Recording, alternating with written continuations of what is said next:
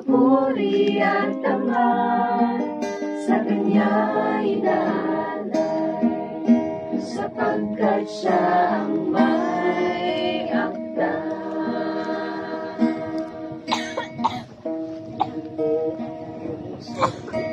Simbang lumikha, ikaw ay ginawa sa sadyang kamangha-mangha. At sa wakas ng may tayo ay nangyuhan, naging anak na tao upang siya'y paglingkuran. Ako'y namangha sa Kanyang kapangyarihan, ako'y namangha sa Diyos na naglalaw, o ang papuri at dangal sa Kanya inaalay, sapagkat Siya ang may akda. Mayroong isang araw na sadyang kakaiba, dahil ang Diyos naghilig sa Kanyang mga ginawa.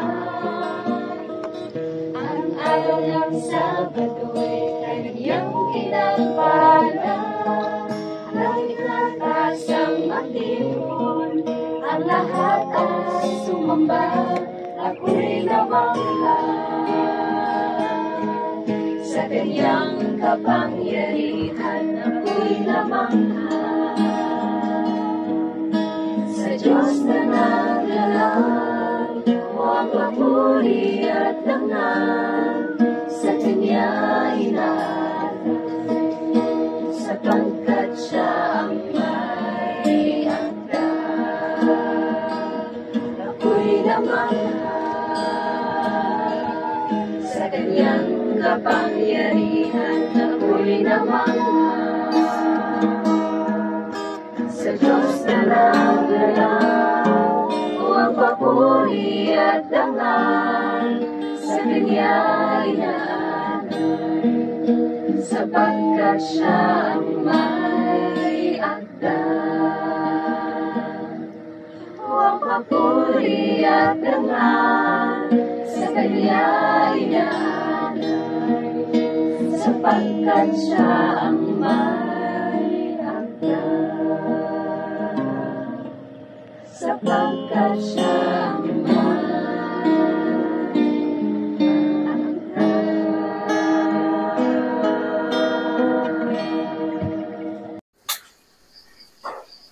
Isang mapagpala at magandang araw sa atin lahat, mga kapatid at mga kaibigan. Muli po ay nagbabalik ang inyo pong lingkod, Brother Neo. At tayo po sa ating pong programa, A Message of Warning, A Message of Mercy. Ang mensahe ng babala ay mensahe po ng awa. At tayo po ngayon ay may paksa na pinamagatang The Gospel that we need to preach.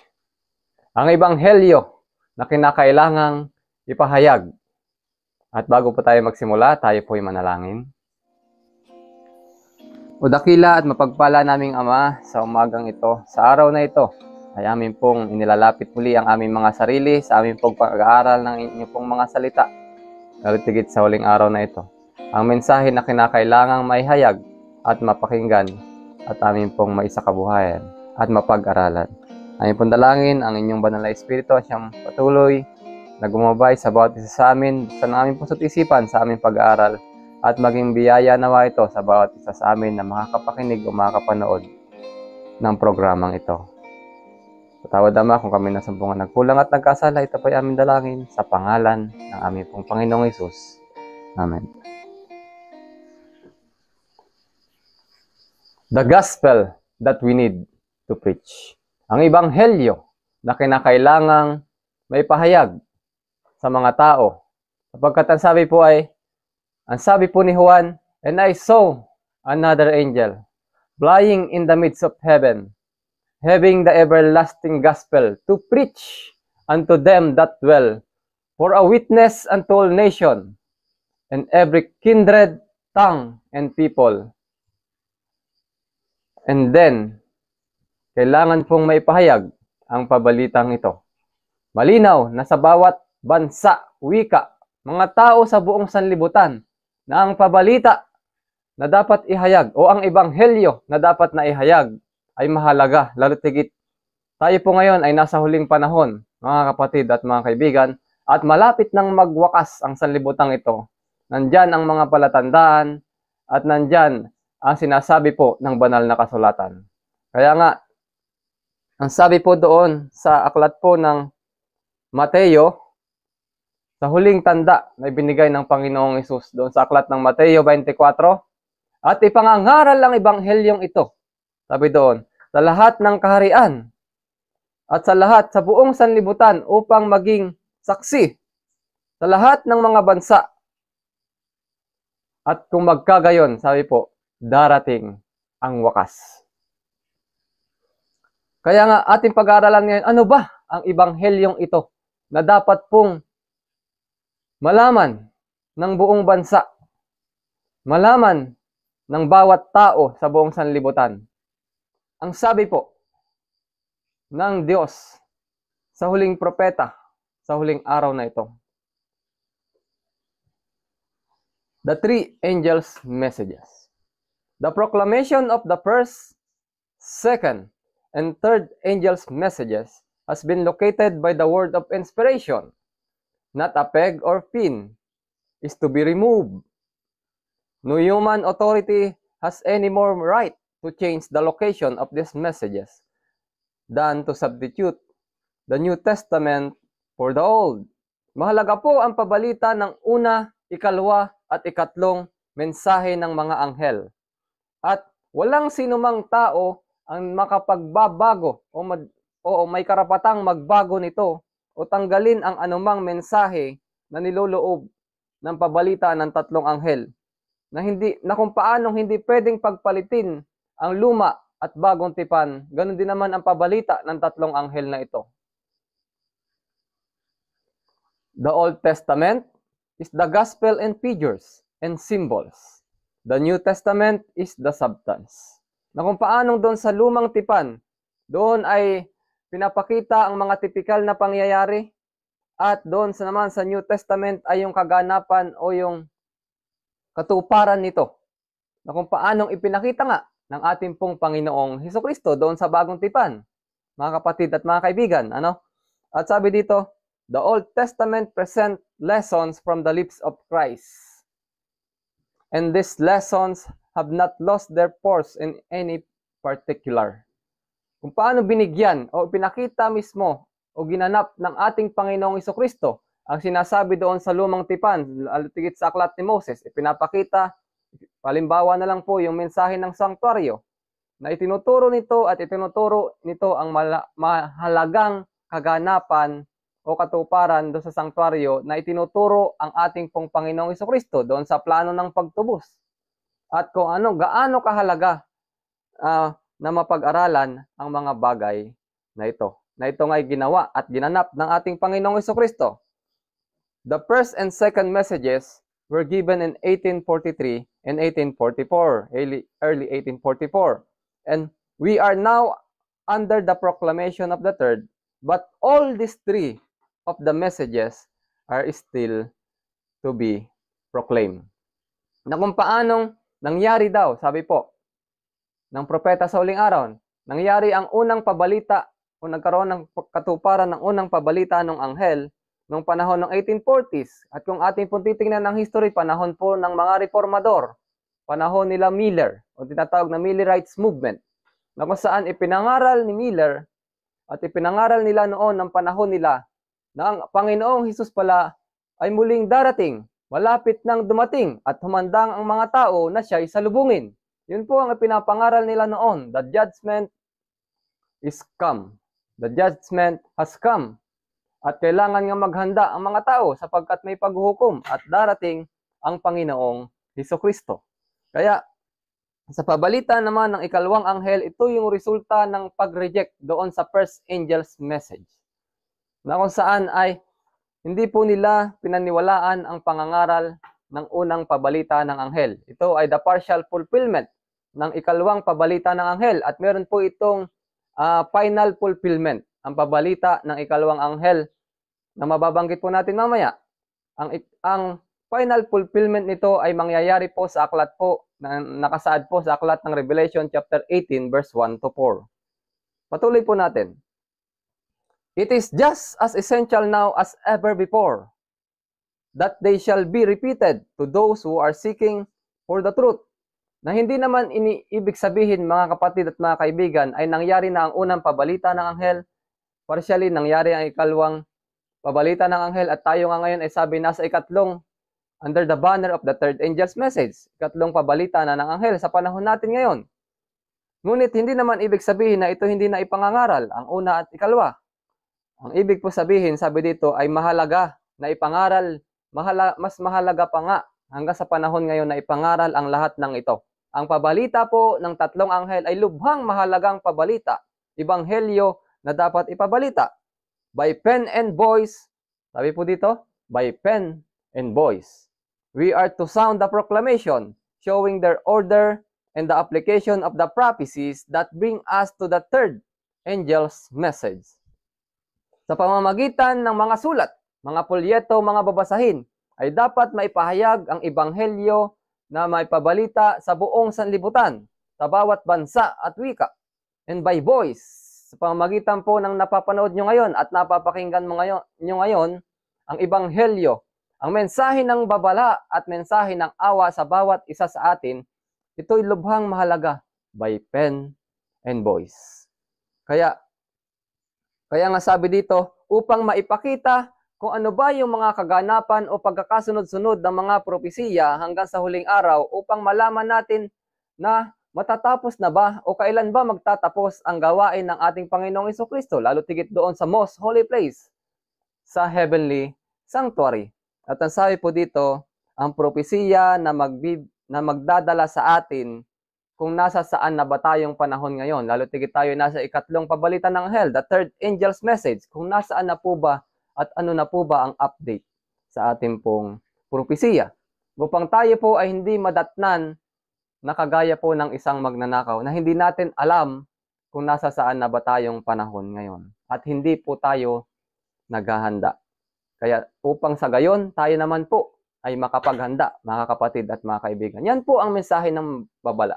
Yan po ang mensahe ng hawa na magbibigay po sa atin ng pag-asa upang tayo po ay makapaghanda. They cannot be uttered without the first and second. These messages we are to give to the world in publications, in discourses showing in the line of prophetic history that the things has been, the things that had been, and the things that will be. Hindi naman pwedeng pumunta na agad sa ikatlong mensahe ng anghel na hindi ipinapahayag ang una at ikalawang pabalita ng anghel. Ang malinaw na sinasabi po dito. Kaya nga ang mga mensaheng ito, ang tatlong pabalita ng tatlong anghel, ay marapat na maibigay, maipahayag sa mga pahayagan, sa mga publishing houses, sa mga polyeto at mga babasahin ng kagaya na sinabi ko kanina upang makita nga ang prophetic history, ang mga propesiya na mga nangyari noon, nangyayari ngayon at mangyayari pa sa hinaharap ng mga propesiya at ano na ba yung mga katuparan nito at nasaan na ba tayong panahon. Yan po ang mahalaga na malaman ng bawat tao, bansa at wika sa buong sanlibutan. At ano ba yung nangyari at mangyayari pa sa hinaharap. Yan po ang malinaw na kahalagahan ng pabalita, ang pabalita ng tatlong anghel na ito. At ano-ano ba ang mga pabalitang ito? Akin pong babasahin. Ang sabi po sa aklat po ng Revelation 14, ito po ang unang pabalita ng anghel. And I saw another angel flying in the midst of heaven, having the everlasting gospel to preach unto them that dwell on the earth and to every nation and kindred, tongue, and people, saying with a loud voice, Fear God, and give glory to him. For the hour of his judgment is come, and worship him that made heaven and earth and sea and the fountains of waters. Ito po ang pabalita ng unang anghel na sinabi ko nga kanina noong early 1840s, 1843, panahon po ng mga reformador, panahon ni William Miller, ito po ay nagkaroon ng katuparan ng unang pabalita ng anghel. At ang ikalawang pabalita nga po ay sa verse 8. And there followed another angel, saying, Babylon is fallen, the great city, because she made all nations drink of the wine of the wrath of her fornication. Ito po ang pabalita ng ikalawang anghel na nagkaroon din ng partially ng katuparan noong hindi nila tinanggap ang unang pabalita ng anghel. Noong panahon po ng mga Millerites at panahon ng mga Reformador, na kung saan isa ito sa mga present truth noon na nireject nila. At marami pang mga present truth o mga katotohanan noong panahon na nagkaroon ng mga protesta, nagkaroon ng mga reformador, mga kapatid at mga kaibigan, at unti-unti hanggang sa naipasok ang mga maling aral na siyang ginagawa ng kaaway na inihahalo ng mga errors. Kaya nga sabi dito, partially nagkaroon ng katuparan ang pagbagsak ng dakilang Babylonia dahil sa mga wrong o mga errors of doctrines na naihahalo, lalo tigit na mas grumabi na hanggang sa panahon natin ngayon dahil nga tayo po ay nasa under of the third angel's messages. Panahon po ng ikatlong pabalita ng anghel. At aside po dito, yung ikatlong pabalita ng anghel, the third angel's message. And the third angel followed them, saying with a loud voice, If any man worship the beast and his image, and receive his mark in his forehead, and in his hand, the same shall drink of the wine of the wrath of God, which is poured out without mixture in the cup of his indignation, and he shall be tormented with fire and brimstone, in the presence of the holy angels, and in the presence of the Lamb. And the smoke of their torment ascended up forever and ever, and they have no rest day or night, who worship the beast in his image, and whosoever receiveth the mark of his name. Ito po ang pabalita ng ikatlong anghel, na lubhang mahalaga sapagkat nandito po tayo sa panahong iyon. Sa panahon na ito, nandito po tayo sa pabalita ng anghel. Na kaya nga, ang mensahe po ng babala na siyang mensahe ng hawa ay upang magbigay babala sa atin, na upang malaman natin at upang hindi po tayo makasamba doon sa hayop at sa imahe nito. At sa mga susunod na pag-aaral, ating pag-aaralan, sino ba ang hayop at sino ba ang imahe nito? Upang maging aware po tayo at mabigyan ng babala. Upang sa gayon nga, sabi dito, hindi po din tayo makatanggap ng marka ng hayop o ng lalutigit ng imahe nito na gagamitin ng hayop. Dito po sa ikatlong pabalita ng anghel. Upang hindi rin naman tayo, mga kapatid at mga kaibigan, na makainom ng alak ng kagalitan ng Diyos na siyang ibubuhos, na sabi dito, ibubuhos sa huling araw at sa lahat ng mga tatanggap po sa marka ng hayop at sa imahe nito. At sapagkat ganun ang paghukom ng Panginoon, mga kapatid at mga kaibigan, sa lahat ng tatanggap. Ang dapat pong tanggapin ng bayan ng Diyos ay ang selyo o ang marka ng Diyos o ang selyo ng Panginoong Diyos na mahalaga sa bawat isa. At siyang inaantay na maselyuhan ang 144,000 upang sa gayon ay dumating na ang ating pong Panginoong Jesucristo. Na siyang mahalaga din sa panahon ngayon sapagkat sa verse 12, kung itutuloy po ang pagbasa, nasabihin po ng Panginoon, ang Panginoong Hesus, sa kanya pong pagbabalik. Ito po ang mga katangian ng mga tao sa Revelation 14 verse 12. Here is the patience of the saints. Here are they that keep the commandments of God and the faith of Jesus. Ito po ang katangian ng mga ililigtas ng ating pong Panginoong Jesucristo.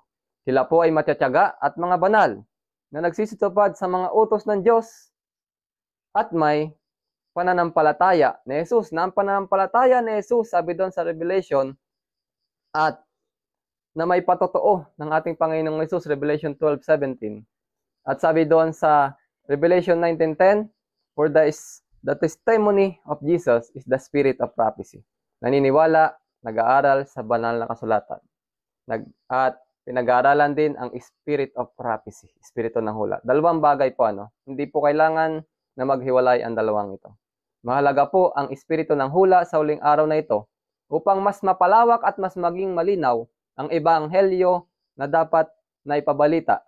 Lalo tigit ang pabalita ng tatlong anghel At kung paano natin malalaman na tayo ngayon ay nasa third angel's message sa panahong ito, at paano natin malalaman kung nasa saan na ba tayo, at paano tayo nga po malinaw na makapagbabantay upang hindi po tayo mamarkahan ng hayop at ng imahe nito.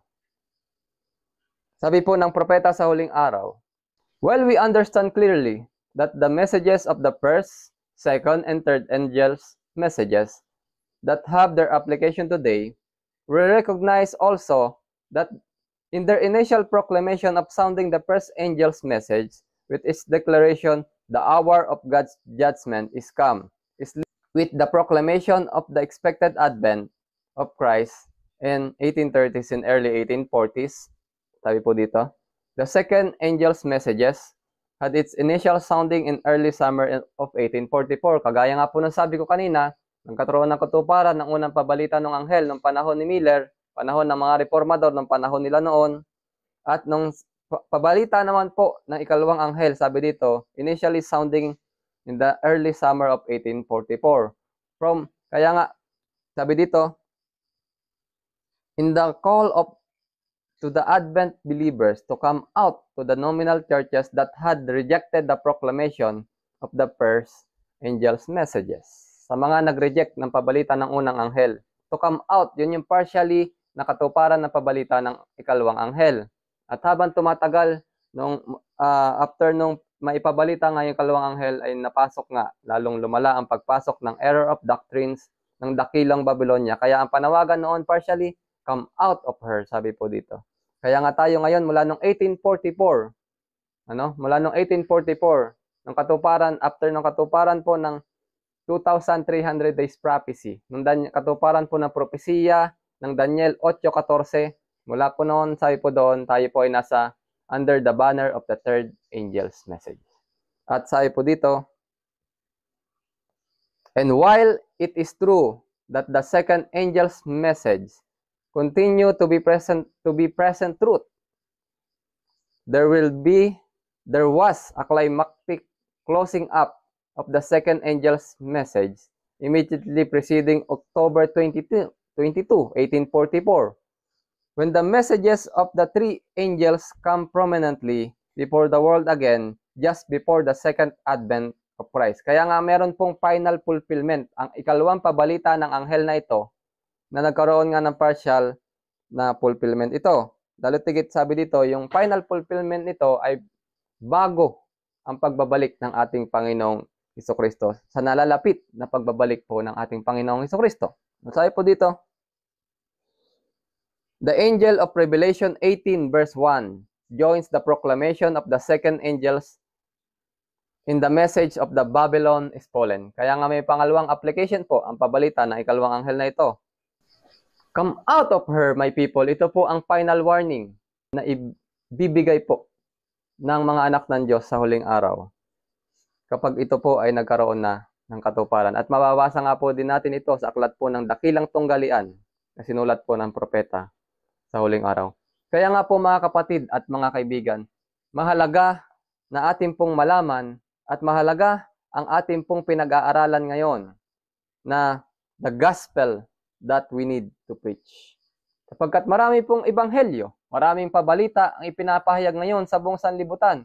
Pero ito po pala ang importanteng mensahe na dapat ipabalita, lalo tigit sa huling araw na ito, ang pabalita po ng tatlong anghel. At ang iba pa pong katawagan dito ay ang everlasting gospel. Ang walang hanggang pabalita, ang pabalita ng tatlong anghel ay dapat pong maipahayag sa buong sanlibutan, sapagkat ito po ay naglalaman ng mga precious truth. Kapag atin pong mas pinag-aralan pa ng malalim, kaya nga sa mga susunod po natin pag-aaral, ay atin pong pag-aaralan ng mas mabuti at ating himay-himayin ang bawat pabalita ng anghel na ito. Ang unang pabalita, fear God and give glory to Him, for the hour of His judgment is come. Yan, isa-isahin po natin sa susunod. Kaya nga, mga kapatid ko at mga kaibigan, ang pabalita o ang ebanghelyo na dapat pong maibigay ng babala, maibigay bilang babala at mensahe po ng awa sa huling kapanahon ng ito, ay ang pabalita po ng tatlong anghel. Ang pabalita na nais ng Panginoong Hesukristo na ating pong ipahayag sa bawat tao, bansa at wika sa huling araw na ito. Sapagkat ang ating pong Panginoong Hesus ay nais na rin po na makapiling ang kanyang bayan. Ako at kayo, mga kapatid at mga kaibigan, ay nais na rin makasama ng Panginoong Hesus. Kaya nga dapat tayo po ay maghanda. At dapat tayo po ay maghanda. At patuloy naman ang palataya na ang ating Panginoong Hesus ay darating. Malapit nang dumating. Ngunit ang tanong, handa na po ba tayo na siya ay salubungin ang ating Panginoong Hesukristo? Kaya nga patuloy po tayong sumaybay-bay dito po sa A Message of Warning, A Message of Mercy. Ang mensahe po ng babala na inyo pong napapanood at laging napapakinggan ay mensahe po ng awa na magbibigay po ng pag-asa sa atin sa huling kapanahonan ito. So marami pong salamat mga kapatid at mga kaibigan. Tayo po muli ay manalangin. Ama namin Diyos na nasa langit, marami po salamat sa inyo pong salita na amin pong napag-aralan ng Ebanghelyo na dapat pong maipahayag sa buong sanlibutan. Ay ang pabalita po ng tatlong anghel. Ang una, ikalawa at ikatlong anghel. Lalo tigit sa huling kapanahonan ito na kami po ay nasa ilalim po ng pabalita ng ikatlong anghel. Nawa po ay kami maging aware sa pamamagitan ng mga katotohanan ito at patuloy namin makita ang malalim na pag-ibig nyo sa mga pabalitang ito na amin pong pinag-aaralan. Pagpalain po ang mga nakapakinig at nakapanood at patuloy nawa na makita nga namin ang inyo pong malalim na pag-ibig sa bawat isa. Ito po ay aming dalangin, patawad naman sa aming pagkukulang at pagkakasala sa pangalan ng iyo pong bugtong nanak na aming Panginoong Hesus. Amen. Kaya hanggang sa muli po, tayo po ay muling manood at makinig ng programang ito. A Message of Warning, A Message of Mercy. At wag po natin kalimutan na ito po ay i-like, i-share, at i-subscribe. God bless po.